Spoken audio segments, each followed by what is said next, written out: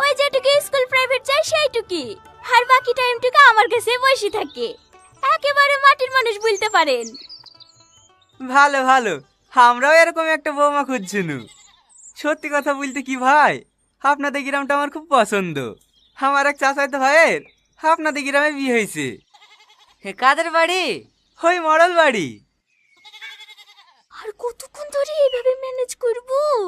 আমি হাজার বার করে বারণ করলু, সিনেমা দেখতে যাসনি, তো বন্ধুদের সাথে ডাং করে ছুটলু।